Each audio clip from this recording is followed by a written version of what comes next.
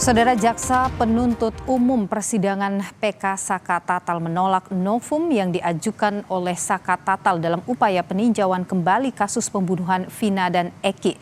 Jaksa menyatakan bukti yang dibawa oleh Saka Tatal dalam sidang bukanlah bukti baru atau novum. Jaksa menyatakan sejumlah foto dan bukti visum yang dianggap sebagai novum oleh pihak pemohon adalah foto lama. Foto itu telah diperiksa juga oleh pihak kepolisian, dimasukkan ke dalam berkas perkara saat disidangkan. Menanggapi penolakan itu, kuasa hukum Saka Tatal menilai bahwa penolakan novum oleh jaksa adalah hal yang wajar.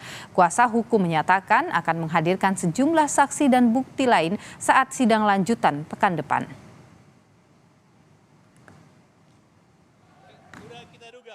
Yang kita ajukan, walaupun itu adalah keberadaan baru, wajar. Karena kenapa? 2016 dia sudah melakukan dakwaan dan tuntutan, dan itu sudah inkrah.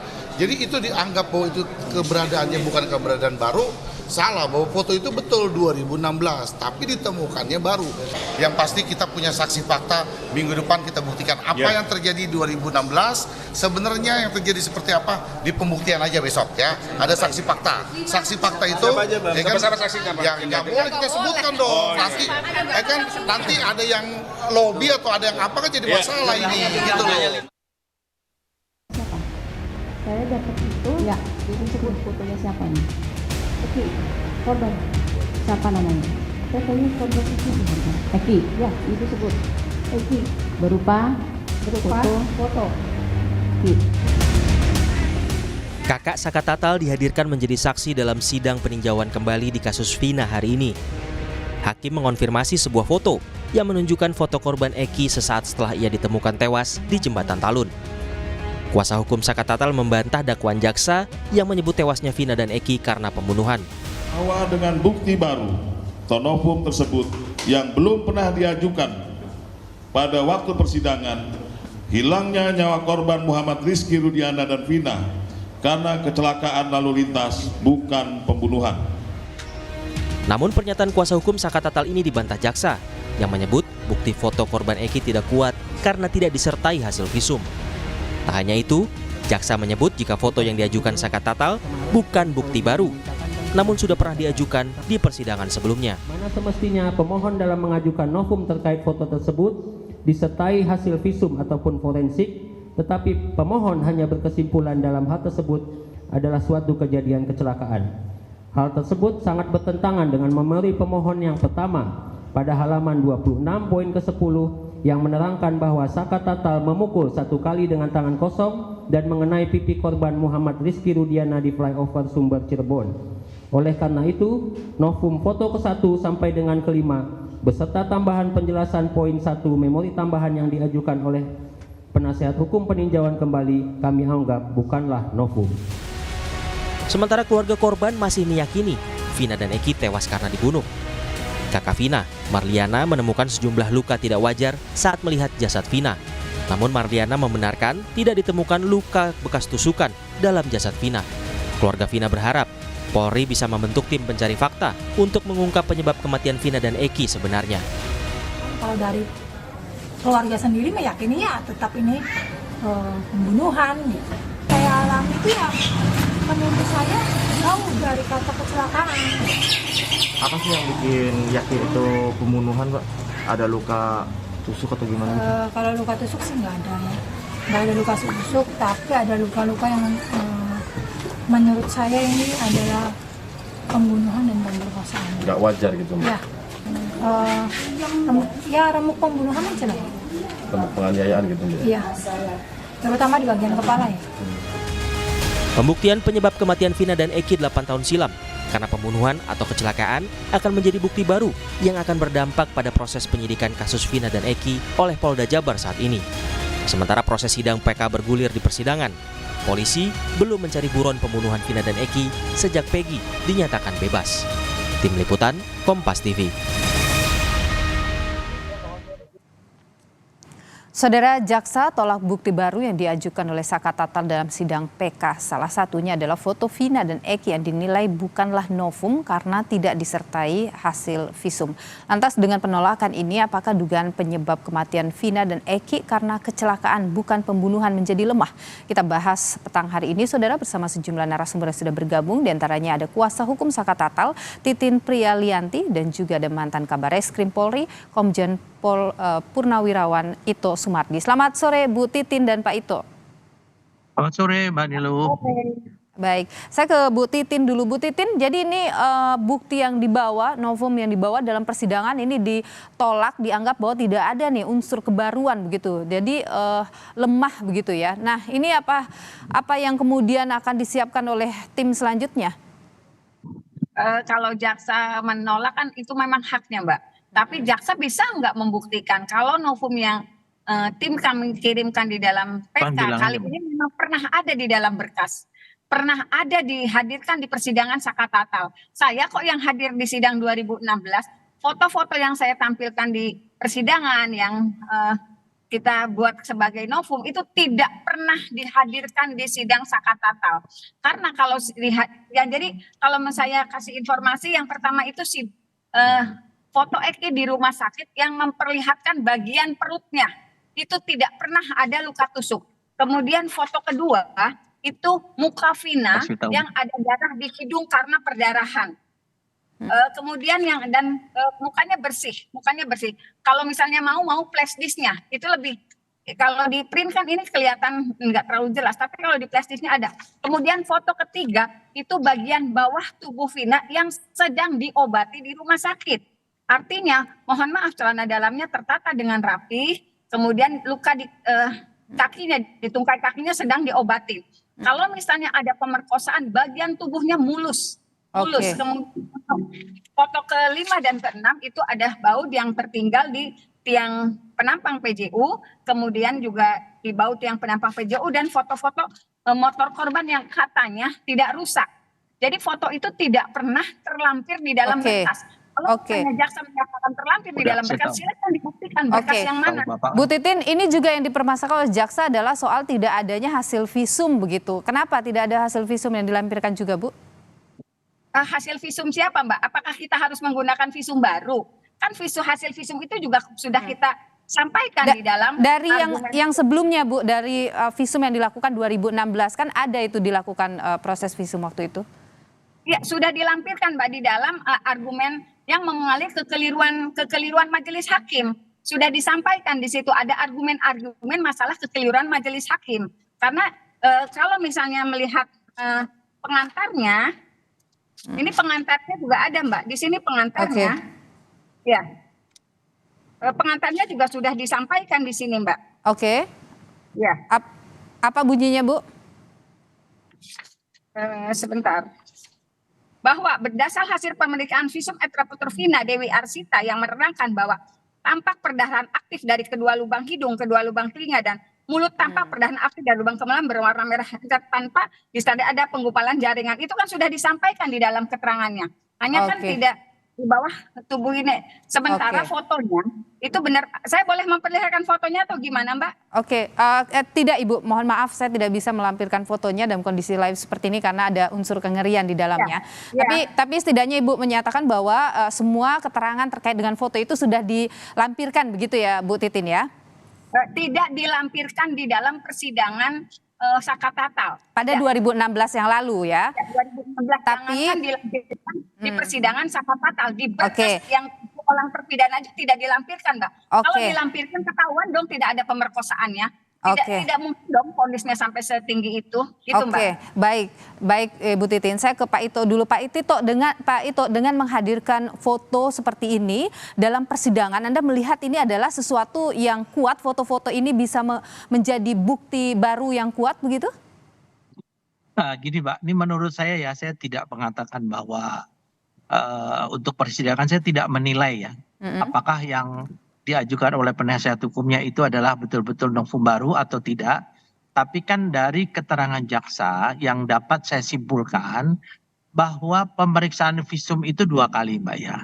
Yang pertama adalah visum pada saat kecelakaan dianggap merupakan laka lantas.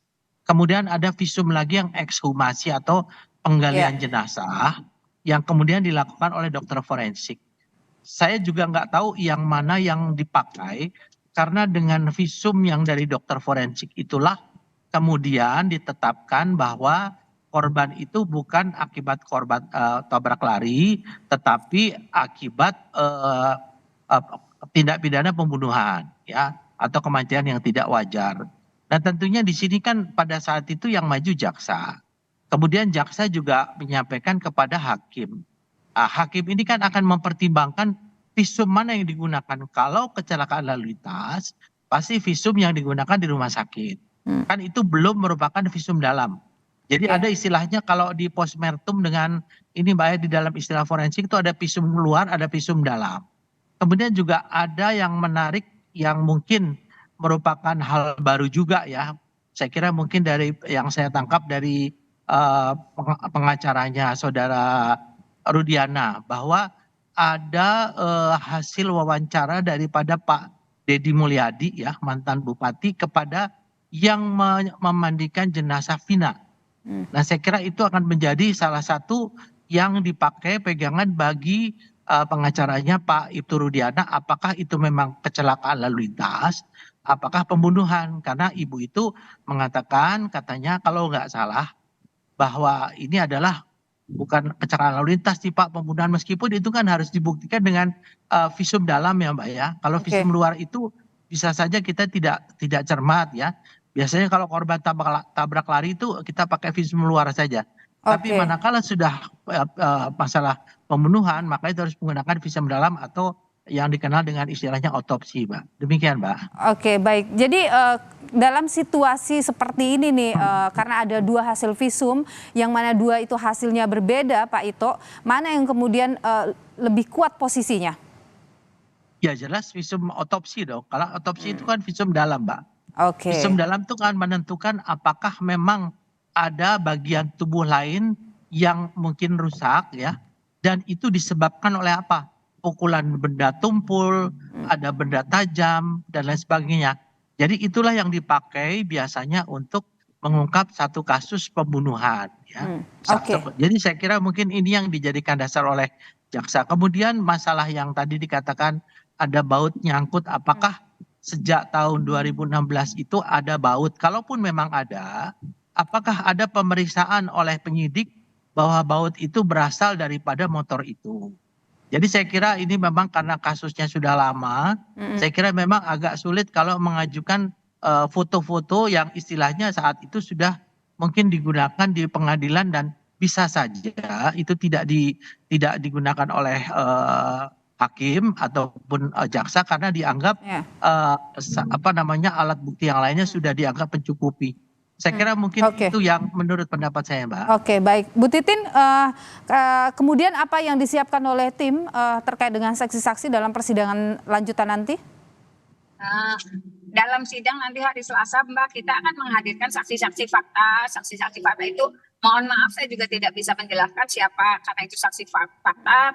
Kita juga tidak bisa menghadirkan siapa namanya, tetapi ada saksi-saksi lain seperti tokoh masyarakat Pak Deddy Mulyadi yang merekonstruksi kembali sehingga peristiwa ini apa ya sih yang sebenarnya terjadi, yang dulu sangat tersembunyi, yang dulu saya begitu sulit karena semua diarahkan sesuai BAP sudah mulai terbuka. Kemudian ada saksi-saksi lain yang kita harapkan adalah dari anggota kepolisian yang melakukan olah TKP karena untuk membuktikan apakah termasuk mengkonfirmasi, karena kan anggota kepolisian pasti hadir di TKP waktu itu mengenai baut yang daging yang tertinggal, karena kan itu dalam sidang pernah disampaikan tapi visualnya tidak pernah diperlihatkan. Oke, Bu Titin, ini kan dari pihak Saka Tatal sangat kokoh ya bahwa ini adalah kecelakaan bukan pembunuhan begitu. Apa yang meyakinkan pihak dari Saka Tatal bahwa ini kecelakaan ini bukan pembunuhan selain dari foto-foto tadi? Keyakinannya kayak begini, Mbak, karena lokasi ditemukannya kedua korban itu adalah di flyover Talun. Darah yang menggenang di kedua korban itu tepat di bawah korban tubuh laki-laki dan korban tubuh perempuan. Ditambah lagi dengan itu ada yang bisa membuktikan itu ya, Bu? Ya, ada yang bisa membuktikan. Karena keterangan saksi di perkara yang 7 orang terpidana itu juga darah itu hanya menggenang di darah tubuh korban laki-laki, korban perempuan. Berarti tidak ada TKP lain, misalnya seperti yang disampaikan di dalam tuntutan di belakang showroom, karena tidak ada bukti apapun di belakang showroom, tidak ada darah, tidak ada percikan darah, tidak apa, yang padahal dibunuhnya itu dengan samurai pendek dan panjang di belakang showroom gitu, Mbak. Oke, jadi ada bukti-bukti kuat yang bisa membuat nanti hakim yakin ya Bu bahwa ini adalah kecelakaan itu yang tentu diperlukan nanti dalam persidangan, Bu Titin. Saya ke Pak Ito lagi, Pak Ito, ini kan masih ada dua sisi gitu. Ada yang menyebut bahwa ini kecelakaan, ada juga yang kukuh bahwa ini adalah pembunuhan. Ini bagaimana kemudian harusnya mengambil tindakan supaya terang ini Pak Ito? Tidak lagi ada pertanyaan-pertanyaan. Ya, sederhana aja Mbak. Bu Titin ini kan nggak ikut di dalam olah TKP. Olah TKP itu kan dilakukan oleh petugas ya. Olah TKP itu bagian daripada scientific crime investigation ya. Jadi dia menemukan penyidik itu 2 tempat atau 2 lokasi yang berbeda. Tentunya yang paling tahu adalah penyidik. Ya, penyidik ini kemudian membuat berita acara pemeriksaan TKP. Kemudian mereka melakukan rekonstruksi ya. Oke. Bahwa kejadian tersebut ada 2 tempat ya. Kalaupun memang waktu itu dilakukan apakah tabrak lari atau bukan, saya yakin dari petugas laka lantas itu akan memeriksa. Biasanya kalau tabrak lari itu kan ada bekas Mbak, bekas mobil yang menabrak dan lain sebagainya tanda. Tapi kan kita semua tidak tahu karena yang paling tahu adalah petugas yang olah TKP. Jadi saya kira mungkin saksi-saksi yang dihadapkan juga kita harus melihat apakah saksi itu relevan atau tidak seperti Pak Deddy Mulyadi. Kan baru sekarang setelah 8 tahun. Karena pengakuan orang itu bisa saja berubah-ubah. Nah di sini tentunya yang Anda merasa tidak kuat kalau misalnya Deddy Mulyadi dihadirkan dalam persidangan begitu? Kalau menurut saya tidak Mbak ya, tidak ya saya kira. Karena kan ini ada apakah itu novum baru, kan Pak Deddy Mulyadi tidak terlibat langsung, hanya mewawancarai. Ya mewawancari itu kan bisa saja orang membuat statement yang mungkin statementnya itu bisa benar bisa juga tidak gitu kan. Oke, jadi keterangan-keterangan yang baru muncul begitu terkait dengan ini tidak bisa langsung dinyatakan sebagai keterangan yang benar begitu ya Pak Ito ya? Ya itu tentunya nanti kan dinilai Mbak ya, dinilai oleh hakim apakah ini relevan atau tidak. Tadi ada saksi fakta. Faktanya kalau saksi fakta itu adalah fakta yang pada saat tahun 2016 dia betul-betul berada di tempat kejadian dan melihat, kan waktu kejadian itu tidak ada yang melihat ya. Saya kira demikian Mbak. Baik Pak Ito Sumardi, Komjen Pol Purnawirawan Ito Sumardi, mantan Kabar Eskrim Polri, dan juga Ibu Titin Prialianti, kuasa hukum dari Saka Tatal. Terima kasih sudah berbagi pandangan di Kompas Petang, sehat selalu.